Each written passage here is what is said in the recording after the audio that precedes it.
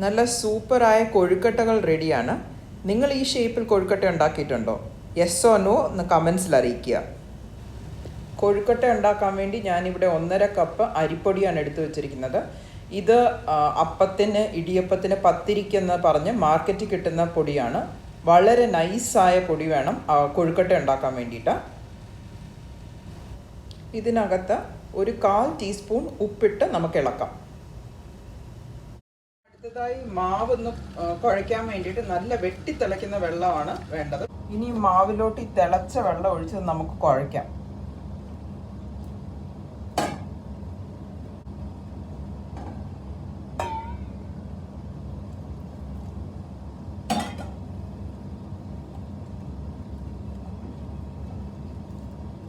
ഏകദേശം ഈ പരുവമാണ് വേണ്ടത്. 1.5 കപ്പ് അരിപ്പൊടിക്ക് 1/2 ഗ്ലാസ് വെള്ളമാണ് ആവശ്യം വന്നത്. പക്ഷേ അരിപ്പൊടി അനുസരിച്ച് ഇത് കൂടുകയും കുറയുകയും ഒക്കെ ചെയ്യാം. ചൂടാറിയതിന് ശേഷം മാവ് നല്ല പോലെ കുഴച്ച് ഈ പരുവത്തിൽ സ്മൂത്തായിട്ട് കുഴച്ച് വെക്കണം. പിന്നെ ഫില്ലിങ്ങിന് ആവശ്യമായ തേങ്ങയും ശർക്കരയും മിക്സ് ചെയ്ത് വെച്ചിരിക്കുകയാണ്. അതിൻ്റെ കൂടെ ഒരു 2 ഏലക്കയും 1 നുള്ള ജീരകവും കൂടെ ചതച്ച് ചേർത്തിട്ടുണ്ട്. പിന്നെ 1 ടേബിൾ സ്പൂൺ കിഷ്മിഷും 1 ടേബിൾ സ്പൂൺ കാഷ്യൂനട്ട്സും കട്ട് ചെയ്തിട്ടിട്ടുണ്ട്. അടുത്തതായി നമുക്ക് ഈ സ്റ്റീം ചെയ്യാൻ വെക്കുന്ന പാത്രം സ്വല്പം നെയ്യ് തൊട്ട് വയ്ക്കാം. കൊഴുക്കട്ട അന്നേരം ഇതിൽ ഒട്ടിപ്പിടിക്കില്ല. പെട്ടെന്ന് തന്നെ നമുക്ക് സ്റ്റീം ചെയ്ത് കഴിഞ്ഞ് എടുത്ത് മാറ്റാം. കൊഴുക്കട്ട ഉണ്ടാക്കാൻ സ്റ്റാർട്ട് ചെയ്യാം. ആദ്യം തന്നെ ഒരു സ്വല്പം നെയ്യ് കയ്യിൽ പുരട്ടി ഒന്ന് വെക്കുന്നത് നല്ലതാണ്. ഇന്നൊരു ചെറിയ ഉരുള മാവെടുത്ത് കയ്യിലോട്ട് വെച്ച് നല്ല തിന്നായിട്ട് പരത്താൻ ശ്രമിക്കുക. ഇതുപോലെ പൊട്ടിപ്പോവാതൊക്കെ നോക്കണം. പൊട്ടിപ്പോകുന്ന ഭാഗം വീണ്ടും നമുക്ക് യോജിപ്പിച്ച് വേണം പരത്താനായിട്ട്. ഇനി ഇതിലേക്ക് നമുക്ക് ഈ ഫില്ലിംഗ് നിറയ്ക്കാം.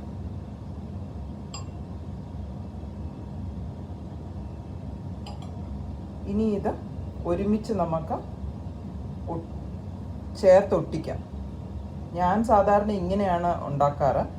അല്ലെങ്കിൽ എനിക്കുണ്ടാക്കുമ്പോഴത്തേക്കും മാവെല്ലാം നടുക്ക് കയറി ഭയങ്കര കട്ടിയായിപ്പോവും.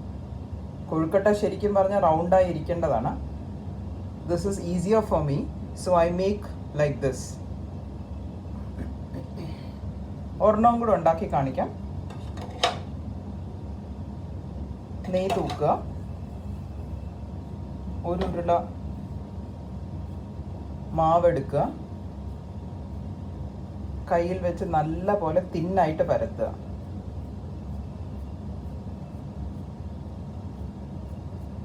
ഈ വിട്ടുപോകുന്ന ഭാഗങ്ങളൊക്കെ ചേർത്ത് പിടിച്ച് പിന്നെയും ചെറുതായിട്ട് പരത്തുക. 1 സ്പൂൺ ഫില്ലിംഗ് വെക്കുക. പിന്നെ ഇത് ക്ലോസ് ചെയ്യുക. ഇങ്ങനെ. അപ്പം നിങ്ങൾ ചോദിക്കും, ഇത് കൊഴുക്കട്ട അല്ലല്ലോ, കൊഴുക്കട്ടയുടെ ഷേപ്പ് അല്ലല്ലോ എന്ന്.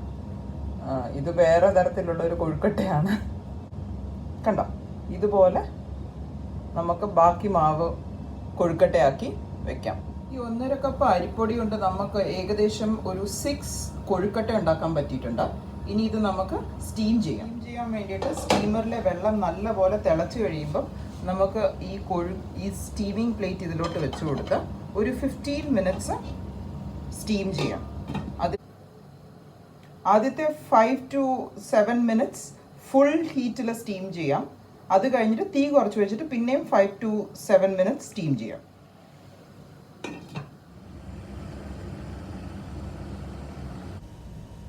നല്ല അടിപൊളിയായ നീണ്ട ഷേപ്പിലുള്ള കൊഴുക്കട്ടകൾ റെഡിയാണ്. ടേസ്റ്റിനൊന്നും ഒരു വ്യത്യാസവുമില്ല. ഉണ്ടാക്കി നോക്കുക.